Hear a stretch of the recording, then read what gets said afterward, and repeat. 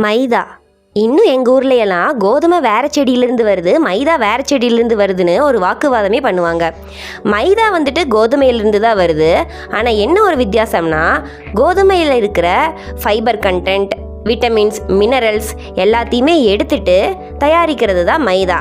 அதாவது ஹோல் வீட்டில் செஞ்சதுன்னா, அதாவது முழு கோதுமையில் வந்துட்டு நமக்கு ஃபைபர் கண்டென்ட், விட்டமின்ஸ், மினரல்ஸ் எல்லாமே இருக்கும். மைதாவில் அந்த கோதுமையில் இருக்கிற அவுட்டர் கவரிங்கை எடுத்துருவாங்க. ஜெர்ம் அப்படிங்கிற வந்துட்டு ஒரு நியூட்ரிஷன் இருக்கிற ஒரு பகுதியும் எடுத்துருவாங்க. அப்புறம் அந்த எண்டோஸ்பெர்ம் அப்படிங்கிறத ஒரு இதை மட்டும் வச்சுக்கிட்டு மைதாவை வந்துட்டு நமக்கு தயாரிப்பாங்க. அதனால் வந்துட்டு மைதாவில் ஃபைபர் கண்டென்ட் இல்லாததுனால நமக்கு டைஜஷன் ப்ராப்ளம்ஸ் வரும். அதே மாதிரி நியூட்ரிஷன் வேல்யூவும் ரொம்ப கம்மியாக இருக்கும்.